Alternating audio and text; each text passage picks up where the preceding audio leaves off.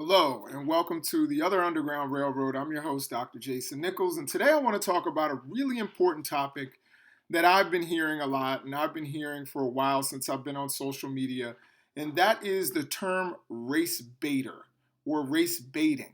Now, so I thought I'd really kind of do a little bit of a deep dive into the term race baiter, where it comes from, why people use it, and is it an accurate term? Now, the original definition of the term race baiting was the making of verbal attacks against members of a racial group. So you can imagine people hurling the N word at African Americans or the G word at Asians and Asian Americans. Now, the first known use of the term race baiting was circa 1961. So think about what was going on in our country in 1961. We're in the middle towards the end of the civil rights movement. And in 1961, which was a very special year, you had the freedom rides going through the South, particularly in places like Birmingham. It was the beginnings of the Albany movement in Albany, Georgia, and there were a lot of violent attacks at African American activists. And around this time, the term race baiting was developed. Common definition of race baiting is the unfair use of statements about race to try to influence the actions or attitudes of a particular group of people. Now, for many people, any discussion of race or racism or how it may be a factor in anything that happens, whether it be involved with policing, the environment, wealth disparities, healthcare and health outcomes, education, they don't want to consider race. As a matter of fact, when you talk race, they get a visceral response. They get angry.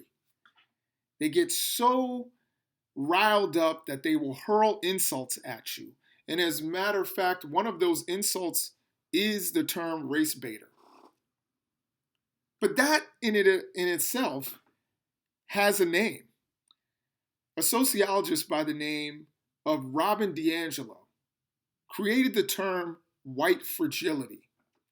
And so we're going to explore the term white fragility, and I'm actually going to tell you about how I feel about elements of white fragility and where it's apt and where it's not. Now, DiAngelo essentially says that many white people, when faced with a discussion of racism, kind of react in these predictable patterns. And you can see here, this is from the New Yorker. They will insist that they were taught to treat everyone the same and that they are colorblind, that they don't care if you are pink, purple, or polka dotted. They will point to friends and family members of color, a history of civil rights activism, or a more salient issue, such as class or gender. They will shout and bluster. They will cry.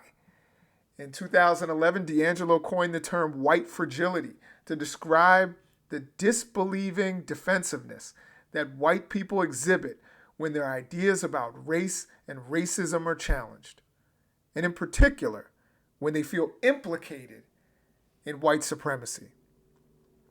Now, she argues that our largely segregated society is set up to insulate whites from racial discomfort so that they fall to pieces at the first application of stress, such as, for instance, when someone suggests a flesh-toned crayon may not be appropriate when you're naming the beige crayon.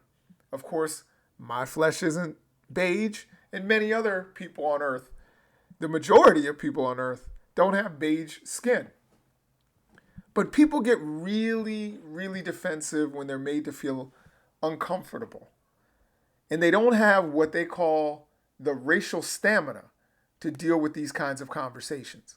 Now, while I agree with Dr. DiAngelo, I would add one more nuance, and that is that white supremacy is an equal opportunity employer.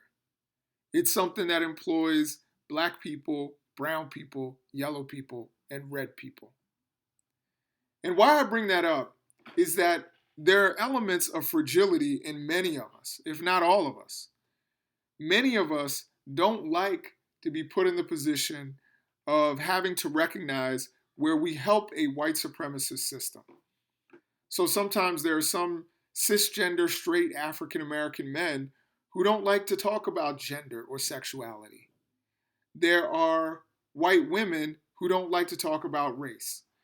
There are gay people who don't like to talk about race or class because they think that it somehow puts them in a position of having to be defensive or defend themselves, rather than putting them in a position to do some introspection and inward looking to see how they can be better allies to their brothers and sisters. So I just wanted to kind of have this discussion and start this discussion about white fragility, fragility in general, and being called a race hustler, which I've been called a few times, or a race baiter in this particular case. For those of you who use the term race baiter, I want you to look at this picture. Which one of these men is a race baiter? Now, if you want to say both, that's something I can hear. I can listen to that. But if you are only looking at the African American man in the pinstripe suit, who of course is a young Al Sharpton, a little more portly there, and calling him a race baiter, and not the person who is on probably your left, then I want to ask you, are race baiters only African Americans? It's been said that the president has made many comments about African Americans, calling them lazy. It's been said that the president of the United States has been slow to condemn Nazis and white supremacists. The president said that Judge Gonzalo Curiel could not be an impartial judge because of his Mexican American heritage. He said that rapists are coming from Mexico and that only a few of them, he assumes, could be good people. He said they were very fine Nazis, but Mexican immigrants, not so much. So my question is, if the one on the right in the pinstripe suit is a race baiter, and the one on the left, in your opinion, is not a race baiter, then maybe, just maybe, you seem to have a little bit of that white fragility that Robin DiAngelo was talking about.